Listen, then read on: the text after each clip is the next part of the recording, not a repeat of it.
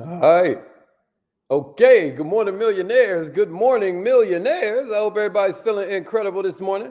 My name's Haziq Ali, and what I do is help you grow your business. I hope that feels good to you. I hope you know your business is worth more than you think. We have something called the Kaizen Academy that's based around one simple concept that if you'll make really small changes, it will lead to massive impact. If you will just make really small changes, really small adjustments, really small, watch this, improvements every single day, you won't recognize yourself in a month, in 6 months, in a year, in 2 years. We talk about it sometimes in terms of a penny. If a penny doubles every single day for 31 days, that one penny becomes over $10.7 million. It's crazy. If you just improve 0.1% every day, that means even if you take off on the weekends, that's a 0.5% improvement every week. That's a 2% improvement every month. That's a 26% improvement every year. That means if you just improve 0.1% every day, Monday through Friday, in about 3 years, you'll double your impact, you'll double your output, or you will double your income. This is the law that we refer to as Kaizen. It is the reason we call it the Kaizen Academy. So I hope you guys are ready for another morning full of the kind of magic that can help you change your business, help you squeeze the juice out the headphones. Right now, y'all, rep your city, let them know where you're from. I'm about to call in on the live line. Let's get it. Yeah, let's go. Make sure you share this with 3 people and then come back here and say done, please. Share that thing with 3 people and then come back and say done after you do it. I don't care if you share with a Facebook group. I don't care if you text message it out. You have something special. Let's get it. In you. Hello, this is Les Brown, and you're in the right place at the right time. Facts. Because we're going to bring the millionaire out of you. Facts. Just hold on. You got to think about it, man. $1 million ain't nothing but $1,000 times 1,000 people. Please announce yourself. $1 million ain't nothing but $500 times 2,000 people. Entry and exit tones are off. Appreciate that, crystal clear. Appreciate that, Chris. All participants are muted. This is a good time to share this thing, y'all. If you know an entrepreneur, if you are an entrepreneur and somebody shared this with you, let me tell you something. They love you. They love you. So get them some love back. Today, what we're going to do is we're going to talk about 6 ways to easily set yourself apart as an entrepreneur. Does that feel good, Ashley? Let's go, Shakayla. Good morning, Kim. Okay, Colorado Springs is up in this thing. What's up, Kay? Vanessa's in the house. Let's get it. Let's get it. So check it out, y'all. A lot of people don't realize this. This is the first thing I want you to write down in your notes. But leadership ain't a position. Leadership is a disposition. Somebody give me that. Leadership is a disposition, not a position. It has nothing to do with your title. And it has everything to do with your mindset. You got me? Somebody give it to me. Leadership is a disposition, not a position. Leadership is a disposition, not a position. You know, a disposition is like an attitude. Y'all see what I did there? Leadership is a disposition, not a position. That means I don't care what your rank is in your company. You can still be a leader. That means I don't care what your position is at your place of work. You can still be a leader. That means I don't care if you have a title in that organization. You can still be a leader because leadership is a disposition, not a position. That's exactly right, Queen. And the thing about this world is that life has a way of getting away from everybody from time to time, but especially if you're an entrepreneur. That means we got to be proactive. Everybody's always like, oh man, I ain't got no boss. I ain't got no boss. Let me tell you what your boss is, your calendar. You know what I mean? Let me tell you what your boss is, your calendar. You aren't in a position as an entrepreneur where you can afford to let things happen.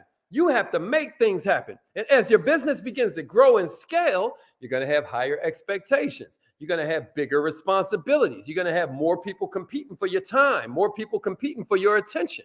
This is going to make it challenging for you. So what are some quick, easy ways that you're an entrepreneur in today's era that you can keep life running more smoothly? Y'all ready?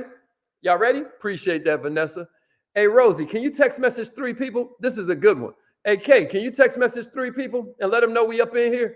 Yeah, Vanessa, appreciate that, Queen. Miss Connor, thank you for the shares. What's up, Shakayla? Can you share this with 3 people real quick? All right, here we go. This is important, y'all. This is important. You know, a lot of times when I talk about a technology I invented called the comfort curve, you know, I talk about these 3 P's of the comfort curve. And the first P is always posture of a friend. Posture of a friend. Not a salesperson, posture of a friend. Millionaires, that's the first thing you can do to easily set yourself apart as an entrepreneur. Build friendships, not just connections. Somebody give me that. Number 1 is build friendships, not just connections. You know, entrepreneurs love to kind of like scour the web, scour the internets. You know, we looking for meetups, we looking for networking events, right? Why? The free drinks? What is it? Is it the collect business cards? You know, you gotta love it, right? But what I want you to shift this year, what I want you to shift this morning is that building a business doesn't start with meeting people at conferences. It's about getting on their radar in a progressive, positive way. It ain't just about who you know. It's about who knows you and how they know you. That's number 1. Build friendships, not just connections. Do you hear me? Here's a little technique for you. I dare you, Vanessa. I dare you create a list of the people you admire. I dare you do it today. I dare you write out 10, 15, 20, 25, 50 people you admire. Find their email address. Find their Twitter username. Find their Instagram or their Facebook. Find their contact information and just reach out. You know, a lot of times you need to buy something from them. Maybe you buy whatever they're selling if they got that. Form a genuine relationship with them. You ain't going to be able to say you need a friend if you ain't willing to say I'm going to be a friend, right? You ain't going to be able to say I deserve support if you ain't willing to say this person deserves my support. What I'm saying is you got to build something genuine, not just look at them as a come up. Am I making sense? This is how you create this powerful community of friends that owe you favors. You know, next thing you know, they're going to turn into great opportunities. Because a lot of times when you're praying for a blessing, you're praying for a person to show up. You hear me? Appreciate that, Shakayla. Appreciate that, Shakayla. Somebody say build friendships, not just connections. That's number 1. Build friendships, not just connections. Here's the second one I got for you. Entrepreneurs that want to set themselves apart, they front load their day. Somebody give it to me. Front load your day. If you want to get more done during the day, I consider you make 2 different changes that maybe you've never considered. 1, squeeze in some morning physical activity. Maybe it's some aerobics. Maybe it's some yoga, right? Maybe it's a quick jog. Maybe you're just skipping around the house or skipping around the block for a couple minutes. Something that's high intensity and gets your cardio going. But if you'll make that first change, and then here's the second one, substitute a morning jump start for working late.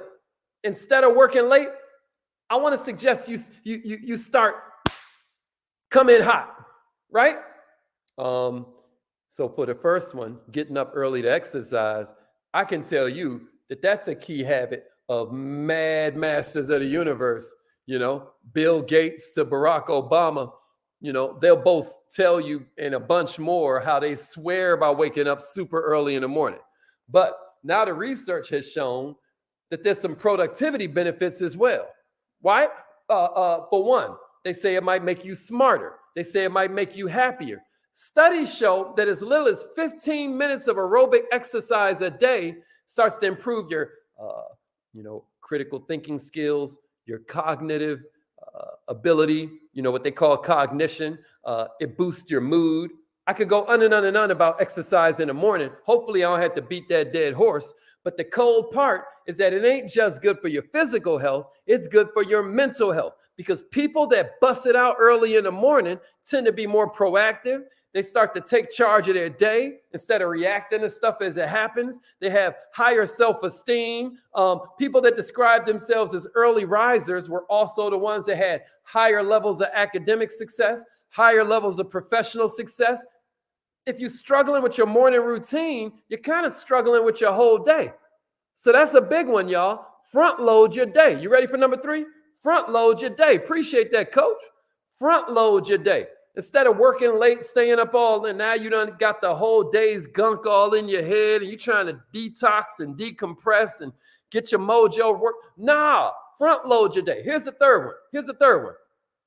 Here's the third one. Yeah, exactly, Shakayla. It's crazy.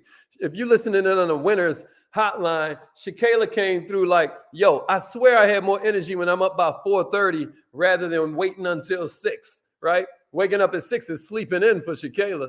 I feel you, sis. That's how I am too. Here's the third one I got for you. Here's the third one I got for you. Leverage the power of small changes. That's the third thing that can set you apart as an entrepreneur.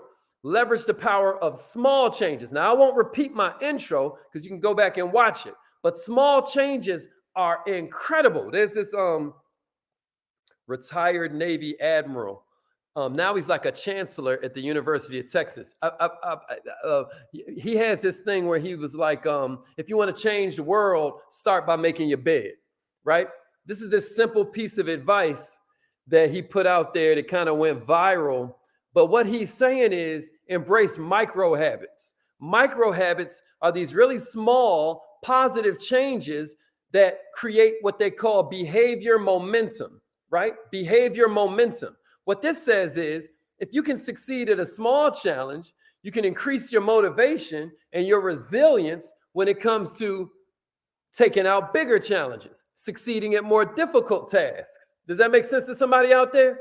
So, what are some examples of some micro habits? Maybe instead of multitasking through that coffee break you have at the job, you could take a few minutes to meditate instead. That's a micro habit. Maybe instead of eating unhealthy food because you running and racing around, maybe you do some meal prep. Maybe you keep a bowl of apples or some watermelons there on your desk, right? So that you discourage some of these unhealthy micro habits. See, this is the thing. You may want to write this down in your notes. Good habits make time your friend.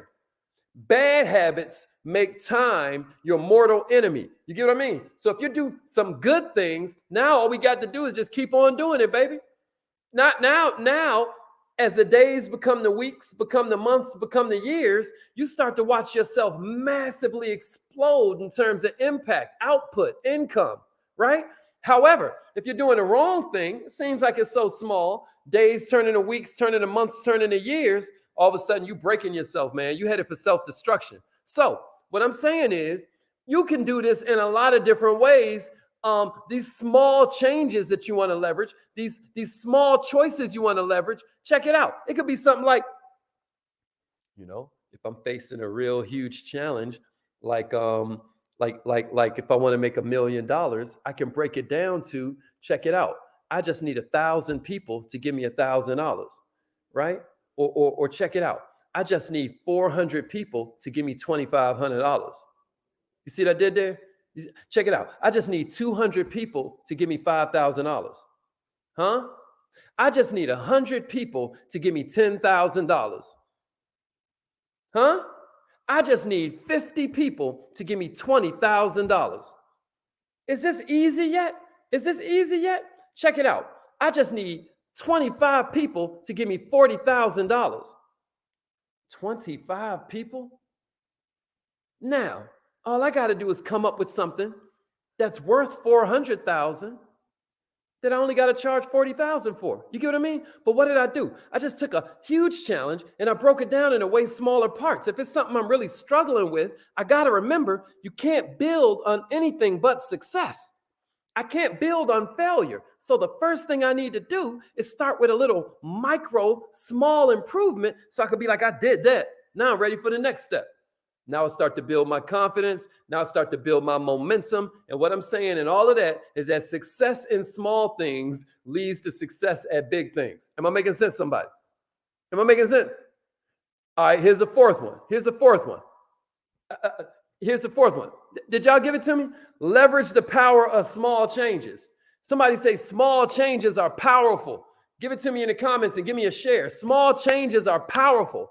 If you got what I was saying right there, if you're still with me, somebody say small changes are powerful. So first we said build friendships, not connections. Then we said front load our day. And now we're saying small changes are powerful. Can somebody give me that? Small changes are powerful. I want to make sure that you are kind of like inserting this into your mindset, inserting this into your subconscious. Somebody give it to me. Small changes are powerful. Small changes are powerful. Appreciate that, Dorian. Appreciate that, King. Small changes are powerful. Let's get it. All right. Here's the fourth one I got for you. Entrepreneurs that want to set themselves apart, believe it or not, because I know we're in this world where everything's leaning in the other direction. But what if I told you the ones that set themselves apart downgrade their tech dependence? They downgrade their dependence on technology. Yeah, I know all of y'all got all these devices and these laptops and these calendars attached to your phone. Check this out, man. I rock with just calendars. You know what I mean? I just write it. You know what I mean? I just write it with pen and paper, like what I got going on. Why? Well, because I like it. But what research has indicated is that technology actually makes it harder for your mind to remember things. How many of you still remember, phone numbers from when you was a little kid, maybe one or two of them, but you don't remember nobody's phone number you met in the last 10 years? Can I get a witness? Can I get a witness? I know you love taking notes on your little mobile device. You love type. There's two reasons I don't do that. One, it makes me look rude, right? It makes me look rude because now here I am out here. They can't tell if I'm typing notes they said or if I'm scrolling on Instagram, liking somebody's picture, right? And then second, listen to me. My mind is my biggest tool. My mind is where my empire is going to come from. And what studies show is that students who take notes, for instance, on laptops, they perform worse on these conceptual questions than people who took notes by hand. Same thing with your calendar. Check it out. A lot of times, if you will just, it doesn't necessarily work the same way when you type it out. Y'all tell me if I'm tripping. But a lot of times, I will write out my to-do list, and I won't even look back at it. And at the end of the day, 80% of that list is done. Anybody else ever experienced that? All I'm saying is downgrade your dependence on technology. Here's the fifth one. Somebody say, I'm going to downgrade my tech. Yeah, I still take notes with a pencil. That vibe right there. Exactly. Somebody say, I'm going to downgrade my technology dependence. I know that's a bunch of SAT words. Not really. In fact, that's not true. None of those are SAT words. Let's step it up. You know what I mean? Downgrade your dependence on technology. And if you can't spell any of that, your phone will come in and suggest the right spelling. Ain't that crazy? All right. Yeah. I even use this thing right here. Y'all ever seen this? This is called like a remarkable, right? So even in my, like when I was journaling my trip, like a bunch of y'all know, I just now got back from Europe, yesterday or the day before. I was just running through, this is how I journaled my trip. You know what I mean? So that I remember everything I did. So I remember when somebody said, what did you do? I'm like, oh man, it was lit. It was lit. Well, instead of me just saying it was lit, but what I did was I wrote it all out though, instead of typing it. But I don't work for them, so. All right, here's the fifth one. Here's the fifth one. You ready? Hey, write it and make it plain. You better let them know. CEO. You better let them know. Oh, Chris, I get you one. When is your birthday, Chris? I get you one. All right, here's number 5. Think on their feet.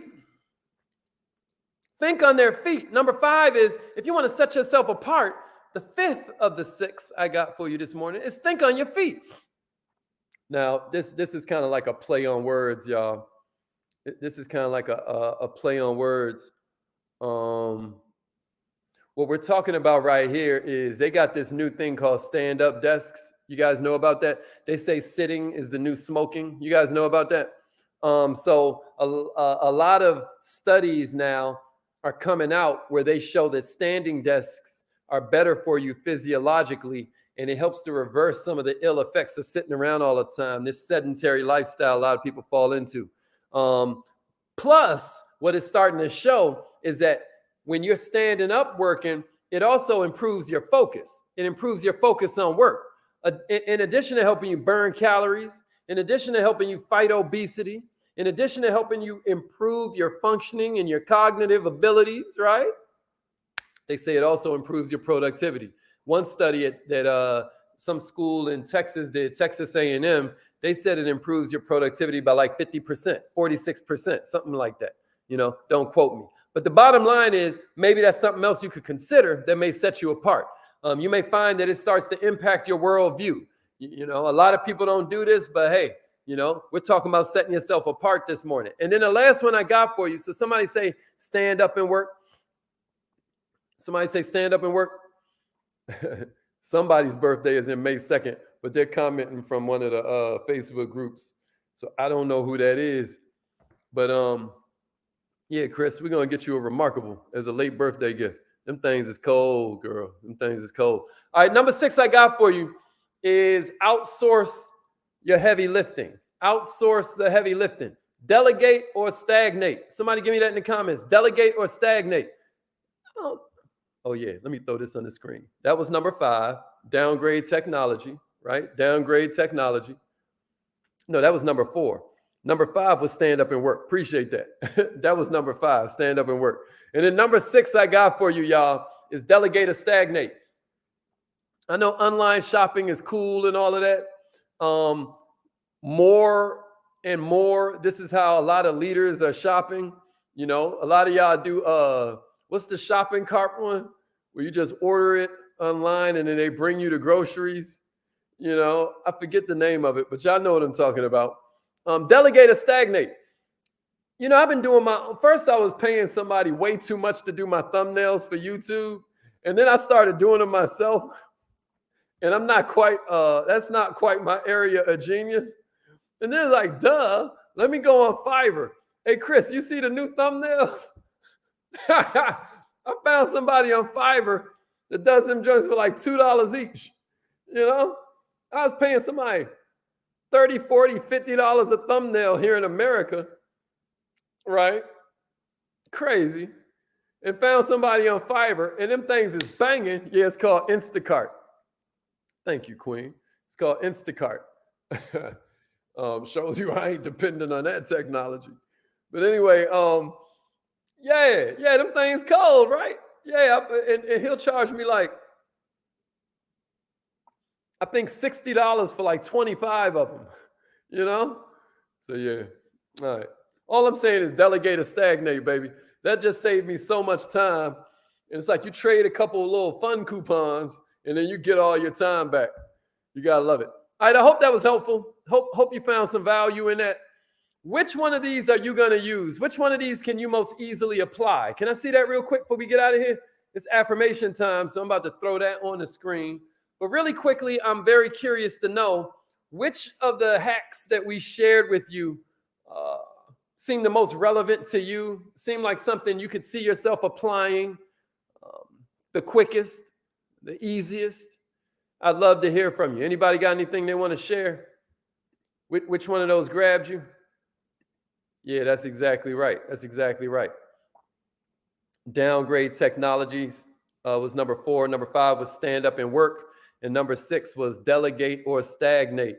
Number 6 was delegate or stagnate. Outsource. Okay. And front load a day, make the bed. That was a part of one of the tips. So I see where you're getting that from. Yeah, the small changes. That's what make my bed had to do with the small changes. Downgrade the tech. Delegation. Okay, Kim. Delegation. Miss Connor going to start delegating a little more. Yeah, I love it. So a few of y'all caught that. Delegate or stagnate. I love it. All right, y'all. That's going to do it for today. It's affirmation time. Let's get it. Repeat after me. Say it like you mean it. Because I know I mean it.